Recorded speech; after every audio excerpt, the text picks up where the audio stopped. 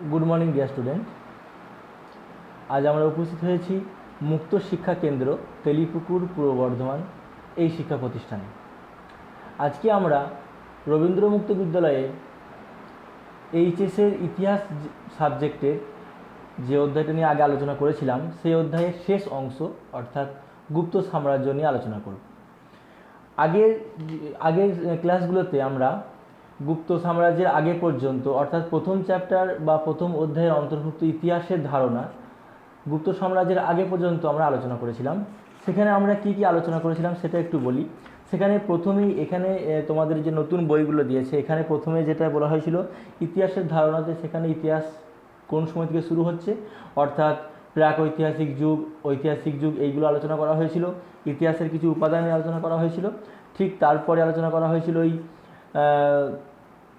Myosin যুগ, প্লাইটোসিন যুগ, এই সমস্ত যুগগুলো মানে প্রায় একদম প্রাচীনকালের আর কি, মানে একদম লক্ষ লক্ষ বছর আগে যে সমস্ত যুগগুলো। তারপরে হচ্ছে পাথরের উপর নির্ভর করে যে নব্যপ্রস্তর যুগ, এইগুলো আলোচনা করা হয়েছিল। প্রাচীন প্রস্তর যুগ অর্থাৎ প্রস্তর যুগটা আলোচনা করা হয়েছিল। আর তারপর আলোচনা করা হয়েছিল সরাসরি ভারতীয় ইতিহাসের ষোড়শ মহাজন পদ। আগের ক্লাসে আলোচনা করেছিলাম, এখানে 2-3টে ক্লাস আগে হয়েছে। ষোড়শ মহাজন পদ, মৌর্য বংশ, মৌর্য বংশের চন্দ্রগুপ্ত মৌর্যকে সবটা আলোচনা করা হয়েছিল। কুষাণ বংশ আলোচনা করা হয়েছিল। আজকে এই চ্যাপ্টার শেষ অংশ অর্থাৎ একটা বড় অংশ, আমি আগের দিন বলেছিলাম যে সেটা হচ্ছে গুপ্ত বংশ। যেহেতু আগের ক্লাসে এটা আলোচনা করা যায়নি, যেহেতু এর পরিধিটা অনেক বড়, আজকে আমরা গুপ্ত সাম্রাজ্য নিয়ে আলোচনা করব এবং তার সাথে সাথে আজকের এই চ্যাপ্টারটি শেষ হয়ে যাবে। তাহলে প্রথম যে অধ্যায়টা সেটার যে অংশ গুপ্ত সাম্রাজ্য শেষ অংশ এবং সবচাইতে বড় অংশ, ইম্পর্টেন্ট একটা অংশ, সেটা নিয়ে আলোচনা করব। তাহলে আমাদের আজকের চ্যাপ্টারটা শেষ হয়ে যাবে। তো এখন আমরা আলোচনায় ফিরে আসি। প্রথমে দেখা যাচ্ছে গুপ্ত বংশ। তোমরা যদি বইগুলো ফলো করো, বইগুলো দেখো, তাহলে আমার এই আলোচনাটা জাস্ট একবার শুনলেই তোমাদের অনেক কাজ দেবে। কারণ বইগুলো এত তথ্যবহুল এবং এত পয়েন্ট পয়েন্ট করে এত সুন্দর করে মানে তুলে ধরা হয়েছে, যাতে করে কোনো মানে কোনো ছাত্রছাত্রীর পক্ষে কোনো রকম কোনো প্রবলেম হওয়ার কোনো কথাই নেই। তো প্রথমে গুপ্ত সাম্রাজ্য, গুপ্ত বংশের ক্ষেত্রে আলোচনা করব। প্রথমেই একটা পয়েন্ট করে দেওয়া হয়েছে প্রতিষ্ঠা, অর্থাৎ গুপ্ত সাম্রাজ্যের বা গুপ্ত বংশের, রাজবংশের প্রতিষ্ঠা কে করেছিল। আর এটা একটা কথা বলে রাখি, প্রাচীন ভারতবর্ষের ইতিহাসে গুপ্ত সাম্রাজ্য কিন্তু একটা বড় অধ্যায় এবং একটা ইম্পর্টেন্ট অধ্যায়। এটা থেকে প্রশ্ন আসবেই। অর্থাৎ প্রাচীন ভারতবর্ষের ইতিহাসে গুপ্ত সাম্রাজ্যকে বাদ দিয়ে ভারতবর্ষের ইতিহাস হওয়া যায় না। গুপ্ত সাম্রাজ্য, মৌর্য বংশ, এইগুলো, কুষাণ। তো যাই হোক, গুপ্ত বংশ নিয়ে আজকে আলোচনা করব। এখান থেকে কিন্তু প্রশ্ন আসবে, সুতরাং এটা ভালো করে শুনবে। তাহলে গুপ্ত সাম্রাজ্যের প্রতিষ্ঠাতা হচ্ছে, আমরা জানি যে শ্রীগুপ্ত, মহারাজা শ্রীগুপ্ত ছিলেন গুপ্ত বংশের প্রতিষ্ঠাতা এবং তার পুত্র ছিলেন ঘটোৎকচ গুপ্ত। তাহলে আমরা এটুকু জানলাম যে গুপ্ত সাম্রাজ্যের প্রতিষ্ঠা করেছিলেন শ্রীগুপ্ত এবং তার পুত্রের নাম ছিল ঘটোৎকচ গুপ্ত। এবার আসি প্রথম চন্দ্রগুপ্তে। ঐতিহাসিক বর্গ প্রথম চন্দ্রগুপ্ত কি ঘটোৎকচ গুপ্তের পুত্র ও যথার্থ উত্তরাধিকারী হিসেবে সাব্যস্ত করেছেন। প্রথম চন্দ্রগুপ্ত সম্ভবত 320 থেকে 345 খ্রিস্টাব্দ পর্যন্ত রাজত্ব করেন এবং মহারাজাধিরাজ উপাধি ধারণ করেন। তিনি সম্ভবত এই বংশের সার্বভৌম সম্রাট ছিলেন এবং প্রথম চন্দ্রগুপ্ত লিচ্ছবি বংশের সঙ্গে বৈবাহিক সম্পর্ক স্থাপন করেন। এইভাবে তার ভাগ্যোন্নতি হয়, অর্থাৎ একে লিচ্ছবি দৌহিত্র বলা হয়। যাই হোক, এখানে যেটা ব্যাপারটা বলি যে ভারতবর্ষের ইতিহাসকে ভারতবর্ষের ইতিহাস নয়, ইতিহাসকে তো আমরা দুটো ভাগে মানে সময়ের ভিত্তিতে দুটো ভাগ করা যায়। আমার একটা ভিডিও আছে ইউটিউবে অনেক আগে, সেখানে আমি বলেছিলাম আগের বছরে যে একটা হচ্ছে যীশুখ্রিস্টের জন্মের পরবর্তী সময়ের ইতিহাস, আর একটা হচ্ছে যীশুখ্রিস্টের জন্মের পূর্ববর্তী সময়, যেটা আমরা খ্রিস্টপূর্ব বলি, সেটা হচ্ছে যীশুখ্রিস্টের জন্মের পূর্বের সময়। আর একটা হচ্ছে খ্রিস্টাব্দ, অর্থাৎ তখন যীশুখ্রিস্টের জন্মটা হয়ে গেছে। এখন কথা হচ্ছে এই যে গুপ্ত সাম্রাজ্য বা গুপ্ত বংশের যে ইতিহাস, এটা কিন্তু যীশুখ্রিস্টের জন্মের পরবর্তী সময়ের ইতিহাস। তাই এখানে খ্রিস্টাব্দ নিয়ে আলোচনা করব। এই গুপ্ত রাজবংশ যেটা আছে, এটা হচ্ছে সময়কালটা হচ্ছে খ্রিস্টাব্দ, অর্থাৎ যীশুখ্রিস্টের জন্মের পরবর্তী সময়ের ইতিহাস। সেই কারণেই এখানে বলা হয়েছে যে প্রথম চন্দ্রগুপ্ত 320 থেকে 345 খ্রিস্টাব্দ পর্যন্ত রাজত্ব করেছেন। কিন্তু এর আগে যে সমস্ত আলোচনা করেছিলাম সেগুলো দেখবে খ্রিস্টপূর্ব, অর্থাৎ তখন যীশুখ্রিস্টের জন্ম হয়নি। এখন কথা হচ্ছে যে গুপ্ত রাজবংশের প্রতিষ্ঠাতা আমরা শ্রীগুপ্ত জানি সত্য কথাই, এবং তার পুত্র ঘটোৎকচ গুপ্ত, এবং ঘটোৎকচ গুপ্তের পুত্র অনেক ঐতিহাসিক মনে করেন যে প্রথম চন্দ্রগুপ্ত। এই প্রথম চন্দ্রগুপ্তই কিন্তু গুপ্ত রাজবংশের প্রকৃত প্রতিষ্ঠাতা। কারণ একটা রাজবংশের বা একটা সাম্রাজ্যের প্রতিষ্ঠা করা একটা ব্যাপার, আর একটা হচ্ছে প্রকৃত প্রতিষ্ঠাতা, অর্থাৎ তারকে সার্বিকভাবে প্রতিষ্ঠা রূপ দেওয়া, যাতে করে একটা সার্বভৌম ক্ষমতা আসে সাম্রাজ্যের। সেই কাজটা কিন্তু করেছিলেন প্রথম চন্দ্রগুপ্ত, যার কারণে শ্রীগুপ্ত প্রতিষ্ঠাতা হলেও গুপ্ত সাম্রাজ্যের প্রকৃত প্রতিষ্ঠাতা কিন্তু আমরা জানি প্রথম চন্দ্রগুপ্ত, যিনি 320 থেকে 345 খ্রিস্টাব্দ পর্যন্ত রাজত্ব করেছিলেন। এবং লিচ্ছবি রাজবংশের সঙ্গে তার যে একটা বৈবাহিক সম্পর্কের কারণে তাকে লিচ্ছবি দৌহিত্র বলা হয়ে থাকে, এবং তাকে তিনি মহারাজাধিরাজ উপাধি গ্রহণ করেছিলেন। ব্যাস এতটুকুই, আর কিছু দরকার নেই তোমাদের। তারপরে প্রথম চন্দ্রগুপ্তের পর আমরা আলোচনা করব সমুদ্রগুপ্ত সম্পর্কে। যদিও সমুদ্রগুপ্ত সম্পর্কে অনেকটা আলোচনা করা যায়, শুধুমাত্র একটি ক্লাসই সমুদ্রগুপ্তের উপর নেওয়া যায়, কিন্তু যেহেতু তোমাদের অতটা সার্বিকভাবে নেই, যতটুকু আছে সেটাই এখান থেকে বলা হয়েছে, সেটাই আমি বলছি।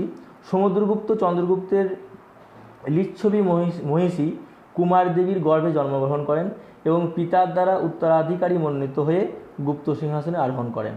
তাঁর সভাকবি হরিসেন এর এলাহাবাদ প্রশস্তি থেকে জানতে পারা যায় যে প্রথম চন্দ্রগুপ্ত সমুদ্রগুপ্তকে তার উত্তরাধিকারী হিসাবে মনোনীত করলে তার অন্যান্য মহিষীরা ক্ষুব্ধ হন এবং সমুদ্রগুপ্তের জ্যেষ্ঠ ভ্রাতা কচ এর নেতৃত্বে এক উত্তরাধিকার দ্বন্দ্ব শুরু হয়। যাই হোক, সমুদ্রগুপ্ত শেষ পর্যন্ত সমগ্র ভারতে একটা অখণ্ড ঐক্য স্থাপন করেন। সমুদ্রগুপ্ত তাঁর উত্তর ও দক্ষিণ ভারত দ্বয়ে দুটি ভিন্ন নীতি অবলম্বন করেন। উত্তর ভারতের ক্ষেত্রে সমুদ্রগুপ্ত দিগ্বিজয় নীতি অবলম্বন করলেও দক্ষিণ ভারত ধর্মবিজয় নীতি অবলম্বন করেন, অর্থাৎ দক্ষিণ ভারতের রাজ্যগুলিকে দখল করলেও সেগুলো তিনি উত্তরাধিকার বা অধিগ্রহণ করেনি। যাই হোক, সমুদ্রগুপ্ত ব্যাপারটা এতটাই স্বাভাবিক যে আমরা সকলেই কম বেশি জানি, কারণ সমুদ্রগুপ্ত হচ্ছে গুপ্ত রাজবংশের মধ্যে একটা প্রধান একজন রাজা বা মহারাজা বা সম্রাট। সেই কারণে সমুদ্রগুপ্ত সম্পর্কে আমরা কম বেশি সকলেই কিন্তু জানি।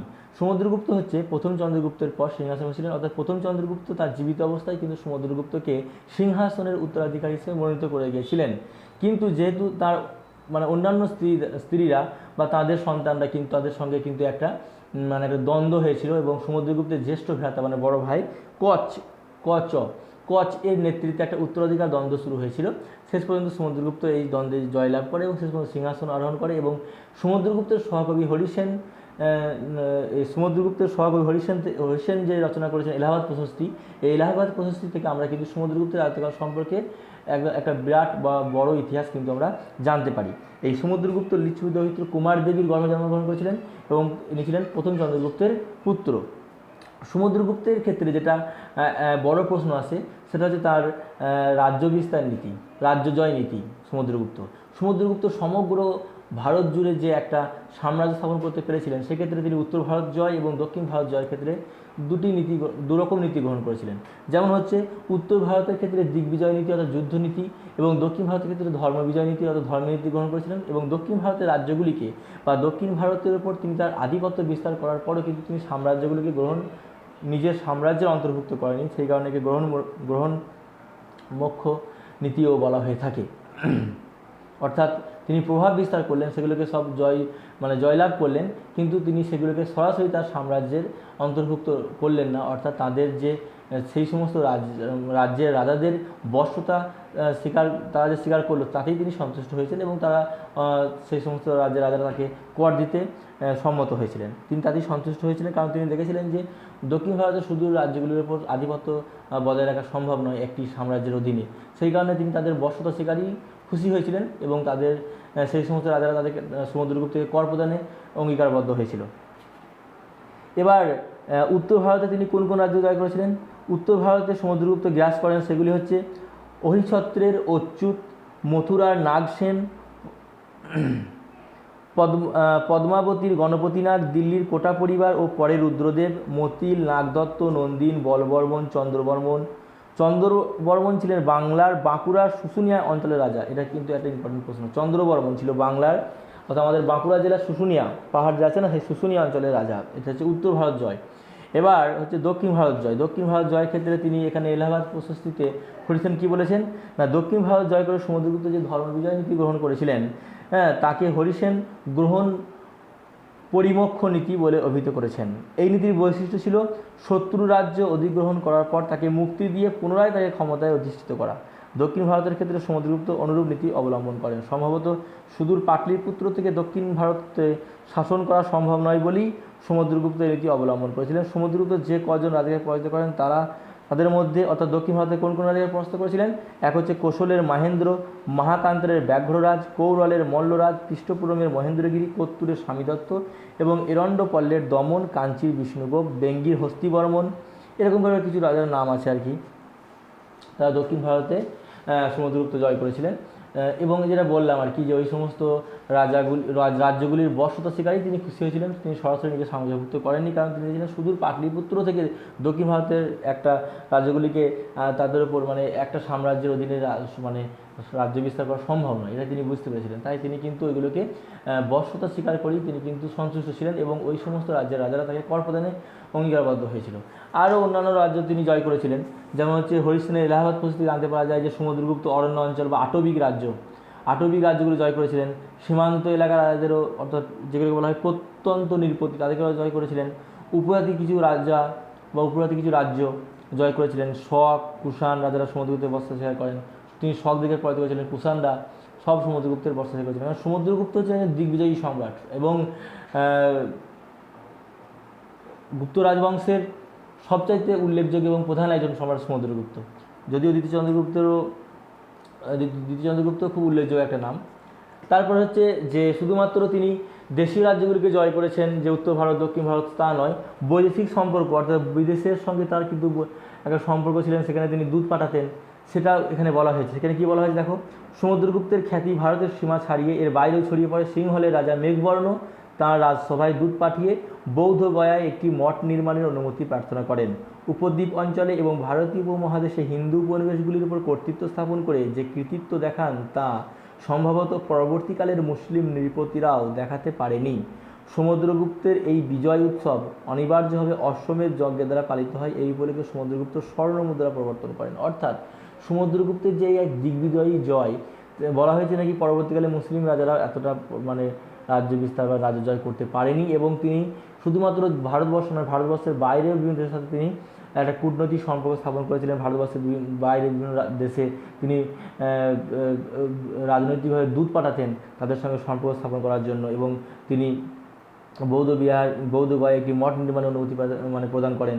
এরকমভাবে অনেক কিছু বলা হয়েছে এখানে বৈদেশিক সম্পর্কের ক্ষেত্রে, এটা আসে পরীক্ষায়। তারপরে ধরো তিনি এই যে এত অশ্বমেধ যজ্ঞ করেছিলেন, এটা কিন্তু ইম্পর্টেন্ট প্রশ্ন, কোন গুপ্ত সম্রাট অশ্বমেধ যজ্ঞ করেছিলেন। অর্থাৎ এই যে দিগ্বিজয়, এই যে একটা জয়, রাজ্য বিস্তার জয়ের পরিপ্রেক্ষিতে তিনি অশ্বমেধ যজ্ঞ করেছিলেন, এবং এই জয়ের উপলক্ষেই তিনি কিন্তু স্বর্ণমুদ্রা পর্যন্ত প্রবর্তন করেন।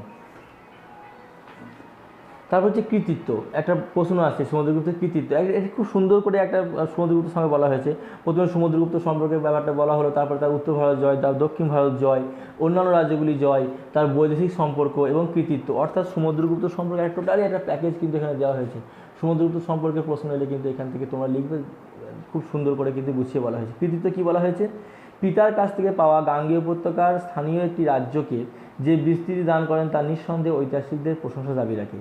সমুদ্রগুপ্তের সামরিক প্রতিভার অসাধারণত্ব, অভিযানের ব্যাপকতা, নেতৃত্বের ক্ষমতা ও সাংগঠনিক শক্তি লক্ষ্য করে ঐতিহাসিক ভিনসেন্ট স্মিথ সমুদ্রগুপ্তের ভারতে নেপোলিয়ন বলে আখ্যা দিয়েছেন, যদিও এই অভিযান সর্বাংশে সত্য নয়। কারণ সমুদ্রগুপ্তের বহুমুখী প্রতিভা নেপোলিয়নের ছিল না।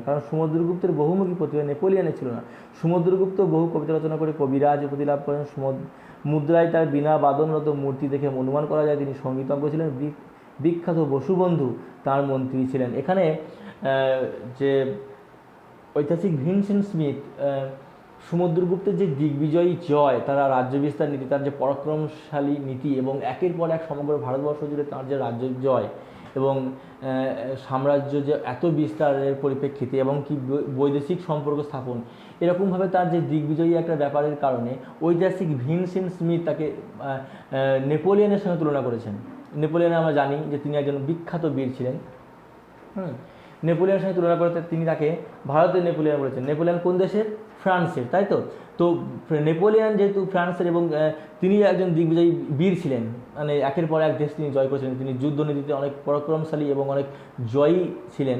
সেই কারণে এই ঐতিহাসিক ভিনসেন্ট স্মিথ সমুদ্রগুপ্তকে ওই নেপোলিয়নের সঙ্গে তুলনা করে সমুদ্রগুপ্তকে ভারতের নেপোলিয়ন বলেছেন, কিন্তু অনেকে আবার এটাকে মানতে নারাজ। তার কারণ হচ্ছে যে নেপোলিয়ন কিন্তু শুধুমাত্র একজন দিগ্বিজয়ী বীর ছিলেন, অর্থাৎ যুদ্ধনীতির মধ্য দিয়ে তিনি তার সাম্রাজ্যকে বিস্তার ঘটিয়েছিলেন। ফ্রান্স তখন বিশ্বের দরবারে 1 নম্বর শক্তিশালী একটা দেশ এবং একের পর এক তার যুদ্ধ জয়ের মধ্যে দেশ জয় করেছে।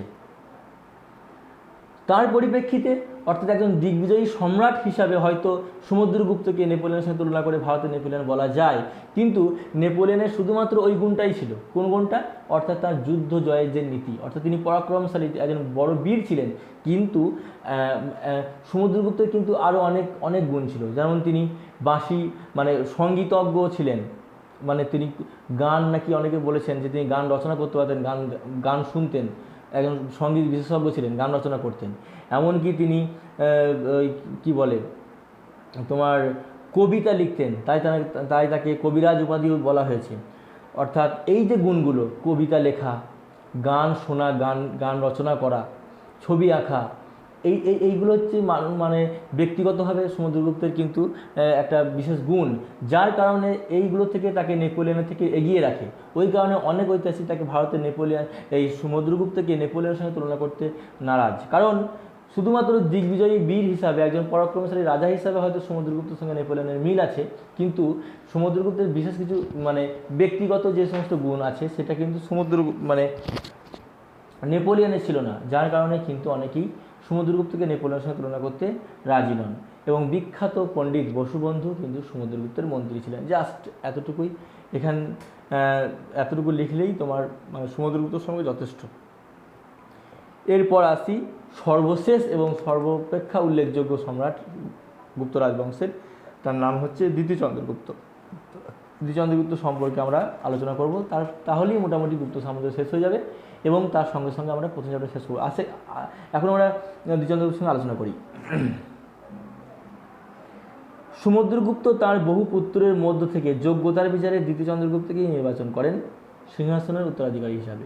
তার রাজত্বের সময়কাল ছিল 380 থেকে 412 থেকে 413 খ্রিস্টাব্দ পর্যন্ত।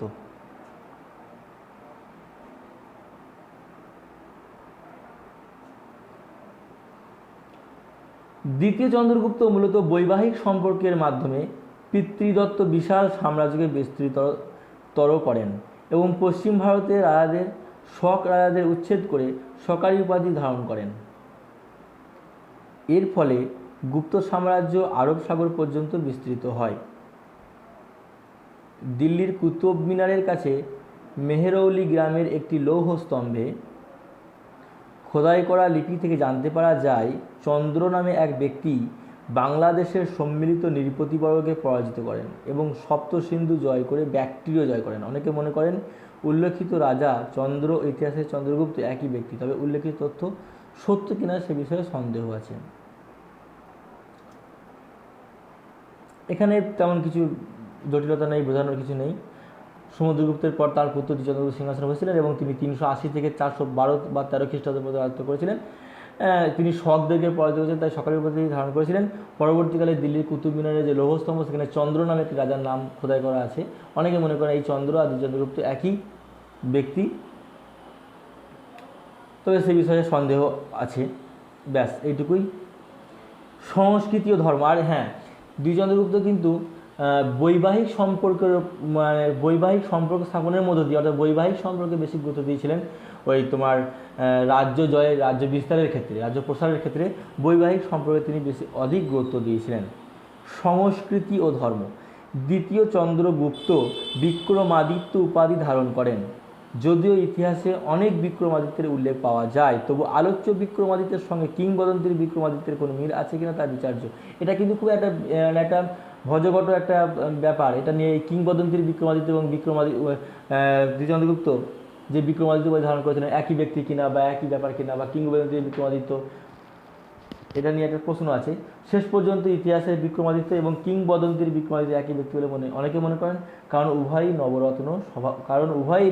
নবরত্ন সভা ছিল। কারণ আমরা জানি যে ওই যে কালিদাস গুপ্ত সাম্রাজ্যে এই চন্দ্রগুপ্তের রাজসভায় অলঙ্কৃত মানে দ্বিতীয় চন্দ্রগুপ্ত রাজসভাকে অলঙ্কৃত করেন এবং সেখানে যে বরাহমি, ধন্বন্তরী, কালিদাস, বড়রুচি এরকম করে যে 9জন পণ্ডিতের কথা বলা হয়েছে, সেই যে নবরত্ন সেটা কিন্তু এই কিংবদন্তির বিক্রমাদিত্য এবং আমাদের যে ইতিহাসের দ্বিতীয় চন্দ্রগুপ্ত যে বিক্রমাদিত্য উপাধি ধারণ করেছিল এরা কিন্তু একই ব্যক্তি বলে মনে করা হয়। তাই কিংবদন্তির বিক্রমাদিত্য এবং আমাদের ইতিহাসের দ্বিতীয় চন্দ্রগুপ্ত যিনি বিক্রমাদিত্য উপাধি ধারণ করেছিলেন তিনি কিন্তু একই ব্যক্তি বলে ঐতিহাসিকরা মনে করে থাকেন। যাই হোক, দ্বিতীয় চন্দ্রগুপ্ত নিজে বৈষ্ণব ধর্মাবলম্বী হলেও তিনি ছিলেন পরধর্ম সহিষ্ণু। তাঁর সেনাপতি অম্রকর্দভ ছিলেন বৌদ্ধ এবং মন্ত্রী বীরসেন ছিলেন শৈব। চীনা বৌদ্ধ পরিব্রাজক ফা হিয়েন তাঁর সময় ভারতে আসেন। অর্থাৎ এখান থেকে একটা কথাগুলো এবং তার সমস্ত কর্মীগুলোর যে ধর্মগুলো উল্লেখ করে দেওয়ার মানে হচ্ছে যে দ্বিতীয় চন্দ্রগুপ্ত কিন্তু পরধর্ম সহিষ্ণু ছিলেন। কেন? কারণ তিনি নিজে ছিলেন বৈষ্ণব ধর্মের অবলম্বী। আচ্ছা, তাঁর যে প্রধান সেনাপতি অম্রকর্দভ তিনি ছিলেন বৌদ্ধ ধর্মের, আবার তাঁর মন্ত্রী বীরসেন তিনি ছিলেন শৈব ধর্ম, আবার তিনি তাঁর রাজসভায় বৌদ্ধ পরিব্রাজক ফা হিয়েন ভারতবর্ষে সেই সময় আসেন। তাহলে দেখো, সম্রাট নিজে বৈষ্ণব ধর্মের অবলম্বী, অর্থাৎ তিনি নিজে বৈষ্ণব, কিন্তু তার মন্ত্রী তিনি শৈব ধর্মের অনুরাগী বীরসেন। তার প্রধান সেনাপতি অম্রকর্দভ তিনি আবার বৌদ্ধ, এবং তার রাজসভায় চীনা পরিব্রাজক ফা হিয়েন চীনা পরিব্রাজক ফা হিয়েন আসছে, তিনি একজন বৌদ্ধ। তাহলে এখান থেকে বোঝা যাচ্ছে যে তিনি নিজে যে ধর্মেরই অনুসারী হন না কেন বা বৈষ্ণব ধর্মের অনুসারী হলেও তিনি কিন্তু পরধর্মের প্রতি সহিষ্ণু ছিলেন, যার কারণে তার প্রধান সেনাপতি বা প্রধান মন্ত্রী বা তার রাজসভার অন্যান্য গুরুত্বপূর্ণ পদের ব্যক্তিরা, এমনকি বিদেশ থেকে আগত দূতরাও কিন্তু অন্যান্য ধর্মের অনুসারী হয়েও মানে সম্রাটের সঙ্গে মানে একই রকমভাবে মানে সম্রাটের রাজসভাকে অলঙ্কৃত করেছেন। এখান থেকে বোঝা যায় যে দ্বিতীয় চন্দ্রগুপ্ত অবশ্যই পরধর্ম সহিষ্ণু ছিলেন। এবার বলছে যে গুপ্ত রাজশক্তির অবক্ষয়। দ্বিতীয় চন্দ্রগুপ্তের মৃত্যুর পর তাঁর পুত্র কুমারগুপ্ত রাজা হন। এবার কিন্তু এই দ্বিতীয় চন্দ্রগুপ্তের পর কিন্তু আর সেরকমভাবে উল্লেখযোগ্য বা শক্তিশালী গুপ্ত সম্রাটের আমরা নাম পাই না, যার কারণেই কিন্তু গুপ্ত সাম্রাজ্যের আবার পতন ঘটে যাচ্ছে। তাহলে কি হলো না, দ্বিতীয় চন্দ্রগুপ্তের মৃত্যুর পর তার পুত্র কুমারগুপ্ত রাজা হন এবং আনুমানিক 455 থেকে 456 খ্রিস্টাব্দে কুমারগুপ্তের মৃত্যুর পর এক সংক্ষিপ্ত ভাতৃদ্বন্দ্বের পর স্কন্দগুপ্ত সিংহাসনে বসেন। তাঁর রাজত্বকালের অন্যতম ঘটনা হলো হুনদের ভারত আক্রমণ। স্কন্দগুপ্ত হুনদের ভারত আক্রমণকে প্রতিহত করেন, অর্থাৎ স্কন্দগুপ্ত হুনদেরকে পরাজিত করেন। এর জন্য তাকে ভারতের রক্ষাকর্তা বলা হয়। গুপ্ত বংশের শেষ রাজা ছিলেন বিষ্ণুগুপ্ত, তারপরে গুপ্ত সাম্রাজ্য ধ্বংস হয়ে যায়। এটা ভালো করে এটা জেনে রেখে দাও। দ্বিতীয় চন্দ্রগুপ্তের পর সিংহাসনে বসেন কুমারগুপ্ত। তিনি আনুমানিক 455 থেকে 456 খ্রিস্টাব্দে মরে যাওয়ার মৃত্যু বা মানে তার মৃত্যুর পর একটা ভাইদের মধ্যে একটা সাময়িক একটা ভাতৃদ্বন্দ্ব, একটা সিংহাসন নিয়ে একটা দ্বন্দ্ব শুরু হয়। সেই দ্বন্দ্বটা মিটে যাওয়ার পর সিংহাসনে বসেন স্কন্দগুপ্ত। স্কন্দগুপ্ত কিন্তু উল্লেখযোগ্য সম্রাট। স্কন্দগুপ্ত যখন সিংহাসনে বসেন তখন ভারতবর্ষে হুন আক্রমণ দেখা যায়। তিনি হুনদেরকে প্রতিহত করেন এবং হুনদের প্রতিহত করে তিনি ভারতবর্ষকে রক্ষা করেন, সেই কারণে তাকে ভারতের রক্ষাকর্তা বলা হয়। এবং গুপ্ত বংশের শেষ সম্রাট ছিলেন বিষ্ণুগুপ্ত। পরে তারপরে কিন্তু গুপ্ত সাম্রাজ্য ধ্বংস হয়ে যায়। যদিও আরও অনেক রাজার কথা বলা হয়, পুরুগুপ্ত, এরকমভাবে অনেক আছে। তো এখানে মোটামুটি যেটা বলা হয়েছে এটুকুলি যথেষ্ট।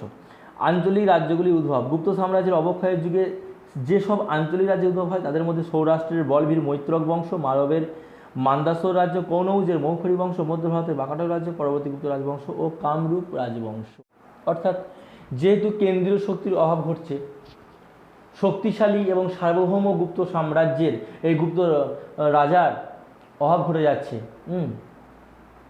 সেরকমভাবে শক্তিশালী মানে গুপ্ত সাম্রাজ্যের যে দ্বিতীয় চন্দ্রগুপ্তের মতো শক্তিশালী রাজার অভাবের কারণে কি হচ্ছে, কেন্দ্রীয় শক্তির দুর্বলতা দেখা দিচ্ছে।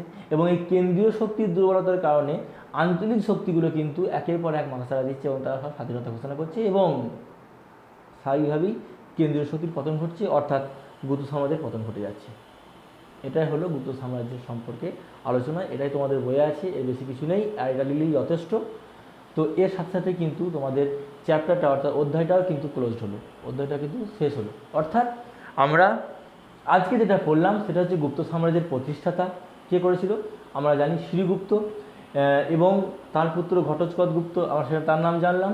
কিন্তু প্রকৃত প্রতিষ্ঠাতা হিসেবে আমরা জানতে পারলাম প্রথম চন্দ্রগুপ্তের নাম, তার সম্পর্কে আলোচনা করলাম।